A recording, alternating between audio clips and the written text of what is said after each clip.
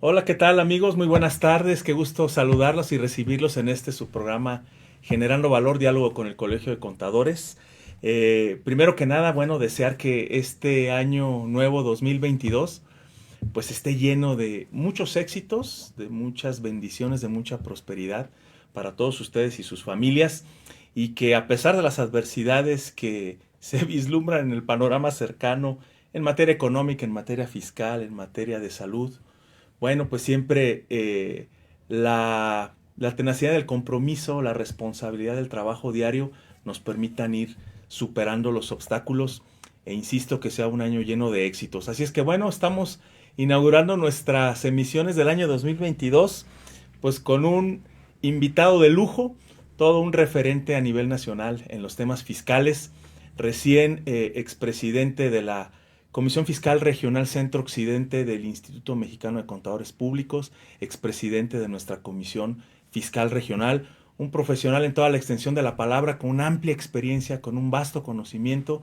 mi querido amigo el doctor y contador público certificado David Misael Fuerte Garfias. Amigo, qué gusto tenerte aquí en tu casa, No, el como gusto es todo siempre, mío. y será un honor poder charlar contigo.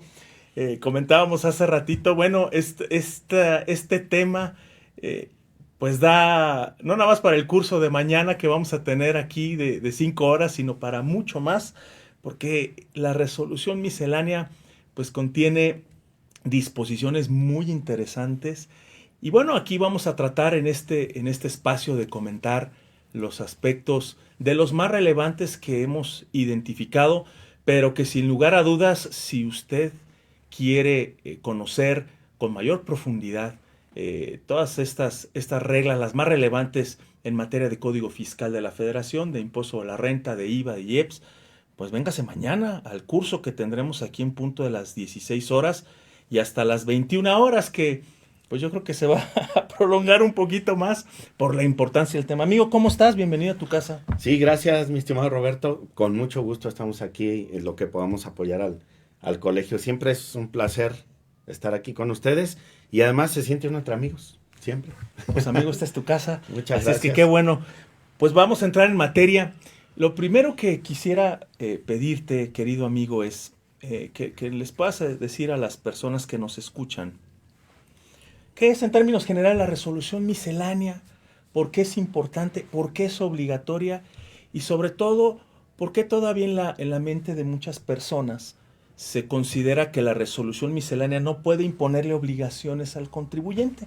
Que nos puedas explicar de eso un poquito, amigo, por favor. Claro que sí, mi estimado Roberto, con mucho gusto. Bueno, la resolución miscelánea se publicó el 27 de diciembre, hace apenas unos días, 27 de diciembre próximo pasado. Y contiene una serie de reglas que tienen como finalidad, en teoría, facilitar a los contribuyentes el cumplimiento de las disposiciones fiscales. Se dice que son necesarias porque no podrían los legisladores estar adecuando la ley al día a día de las operaciones de la administración pública. Entonces, pues como que a través de este tipo de reglas se le permite al Ejecutivo estar normando ciertas actividades más inmediatas para facilitar el cumplimiento de la ley. Esa es la idea. Y efectivamente las reglas de miscelánea no se crean o no tienen como finalidad crear impuestos, entrar a la parte de los elementos esenciales de los impuestos. No es así como de entrada, ¿no? En teoría. En teoría. Pero la realidad es que se ha convertido la resolución miscelánea en un instrumento de la autoridad muy agresivo porque sí verdaderamente crean obligaciones. E inclusive en varias ocasiones, como este ejemplo de esta resolución miscelánea que vamos a estudiar el día de mañana en el curso, que sí los invito a que vengan porque si vienen muchas cosas muy rudas, aquí pues por el espacio Claro. no se puede ampliar mucho, pero entonces sí hay reglas que van más allá de lo que establece la ley. Ujú. La ley, inclusive en el reciclo, por ahí hay una que te dice que a partir del mes siguiente vas a, vas a dejar de ser reciclo si rebasas los ingresos, por decir algo, pero la regla miscelánea te dice no es del mes siguiente, es desde el 1 Sí, de enero. sí. Y eso convierte a ese régimen en una cosa muy peligrosa porque Claro. te pueden sacar del régimen y regresarte desde el 1 de enero. Claro. Ahora, no puede la resolución miscelánea hacer esto, pero lo hace. Entonces, ¿qué es lo que nosotros tendríamos que hacer? Pues no podemos simplemente dejar de cumplir la miscelánea, eso no podemos hacerlo. La tenemos que cumplir. Lo que existe son los medios de defensa, pero tú sabes, los medios de defensa... Híjole. Pues es un volado como ese personaje de Batman, ¿no? Que tiene por los dos lados la misma cara. El punto es que le puedas atinar a la misma, a esa cara, ¿no? Porque hemos visto que desde hace muchos años el tema de la impartición de justicia en materia fiscal a través de medios de defensa que interpone el contribuyente, pues no necesariamente le son favorables. Es correcto. Y el tiempo que se lleva.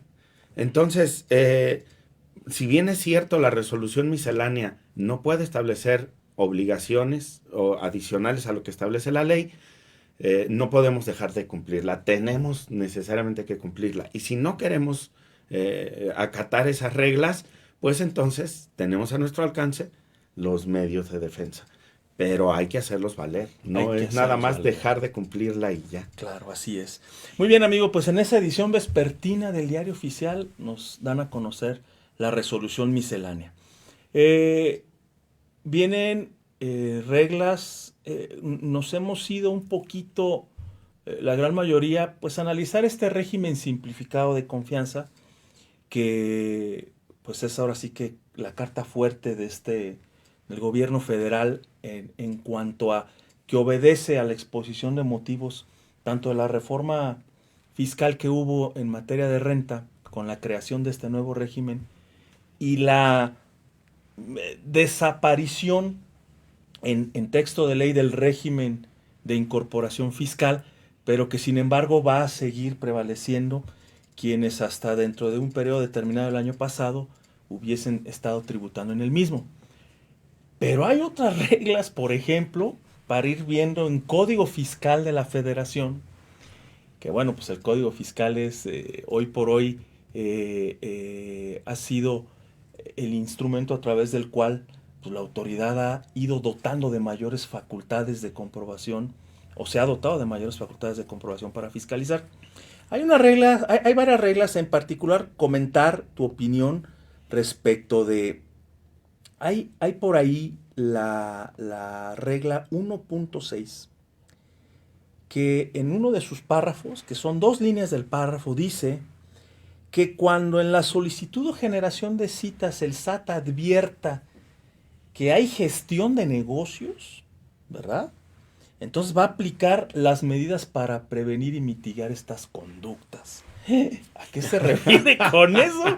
Pues como que hay gestión de negocios, ¿no? Claro.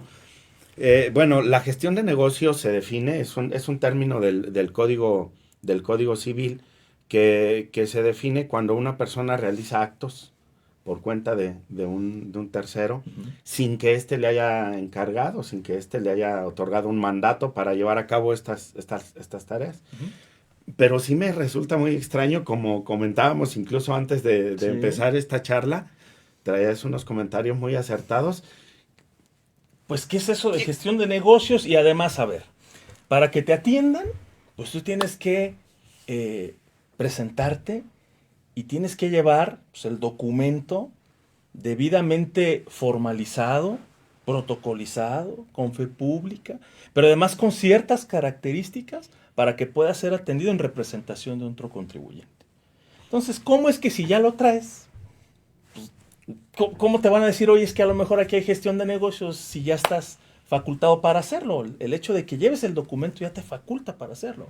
Ahora, pero ¿cuáles son esas gestiones?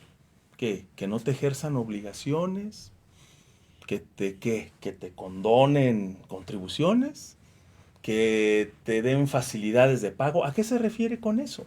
¿Mandatos de en qué sentido? Si el solo hecho de exhibir el documento, pues ya te autoriza para que estés ahí y que todo lo que manifiestes, porque tienes ese poder, ¿verdad?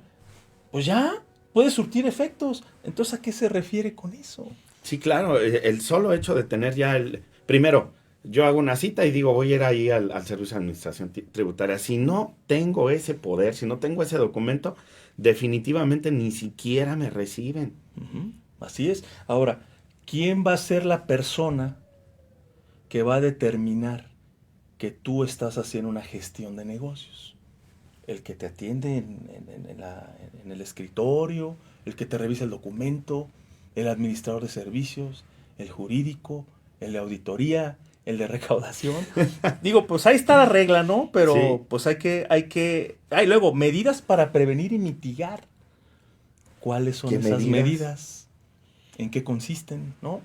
Entonces, mucho Sí, cuidado con pues, la generación de sus citas, sí. ¿verdad? Seguramente, al menos hasta ahorita, yo no he visto que te pidan una información adicional que les permita tener elementos para establecer que pudiera entrañarse una gestión de negocios. Sí, esa es una regla ante la que debemos de estar muy atentos para ver qué es lo que quiere hacer la autoridad. O será una regla que va a utilizar como para poderte en unos asuntos sí atender y en otros no. Es como una especie de autorización donde diga, yo advierto que tú estás queriendo crear una empresa que no es real y eres un testaferro, Ujú, una cosa así, ¿no? ujú. Entonces que te diga, ¿sabes qué? Apoyándome en esta regla, voy a tomar las medidas para evitar que lleves a cabo esos actos que no que son una gestión de negocios. Me imagino que eso pudiera ser. Por eso, como dices tú, habrá que estar pues muy atentos a qué es lo que va a estar haciendo la autoridad, qué criterios va a tomar, para que tengan cuidado con eso.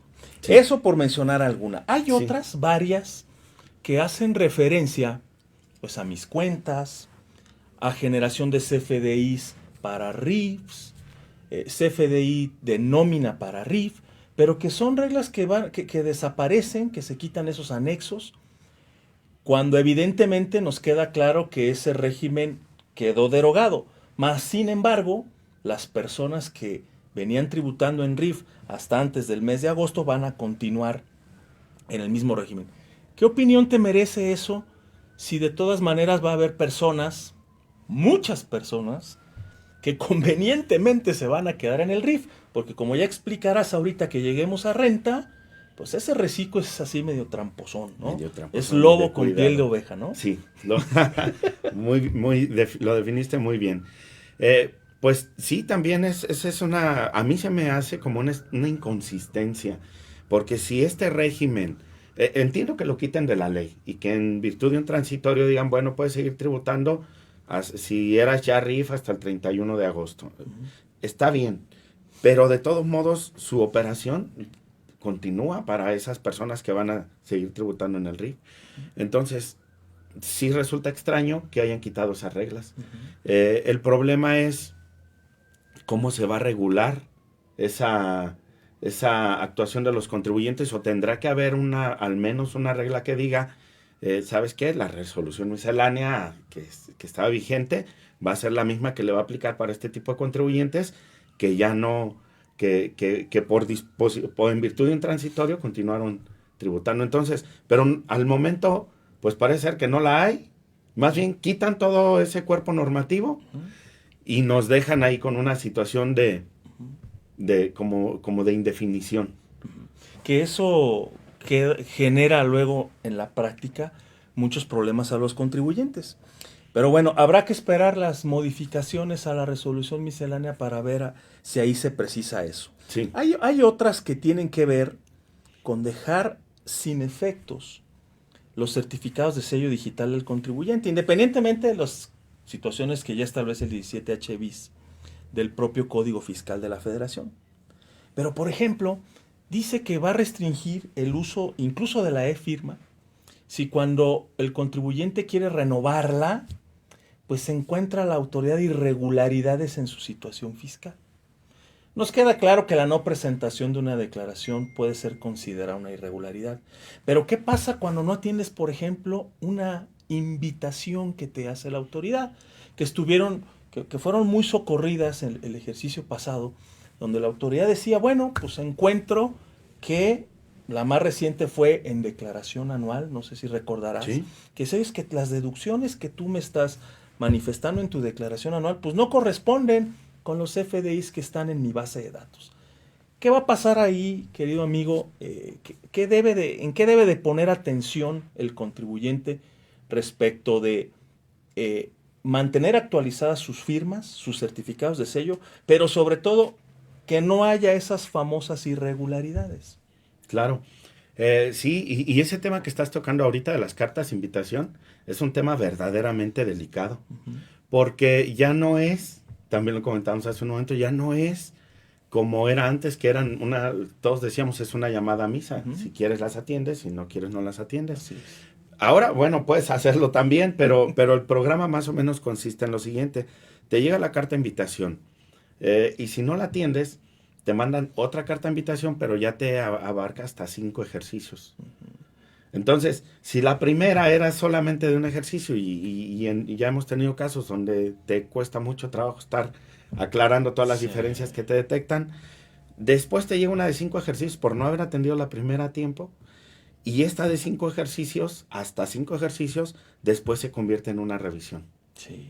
Entonces, ya no podemos simplemente decir, no No atiendo. atendemos estas cartas de Pero invitación. además, si la autoridad encuentra elementos que tuvieron su origen en ejercicios anteriores a esos 5 años, te activa los 5 años. O Claro, sea, esto se puede convertir en una verdadera película de terror para el contribuyente. sí. Y mira, otra cosa que hemos visto que le está poniendo atención y además en la reforma también se ve, es en el complemento de pago. Ujú. Entonces hay muchas cartas de invitación que si no las atiendes en el momento oportuno, después te tienes que enfrentar a aclarar si sí tienen este complemento de pago o no, eso ya nos tocó verlo. Sí. Y si no llegas a tener ese complemento de pago, inclusive te pueden decir tu operación no es deducible porque debes de cumplir con todo, el comprobante, el cheque y el complemento de pago si es que procede. Y digo que le están poniendo mucha atención porque en esta reforma de este año, la que se publicó el 12 de noviembre, le ponen especial interés al complemento de pago, lo mencionan muchas veces. Sí. Y después, ahora, en miscelánea, pues es el tema que mañana vamos a abordar Sí. con mucho detalle, todo el tema de los comprobantes. Ese sí merece la pena que se vengan a escucharlo, de verdad, así casi se los pido encarecidamente Sí, porque vengan. viene muy, muy, muy agresivo. Ese tema lo va a tocar nuestro buen amigo Rami con Sí. toda la agudeza Claro. intelectual que él le caracteriza. Entonces, el tema de los complementos va a ser un verdadero dolor de cabeza para los contribuyentes. Digo, y ahorita que hablas de los famosos complementos, pues para muestra un botón, ¿no? El complemento carta aporte, ¿no? Que en este capítulo adicional a la resolución miscelánea 2.1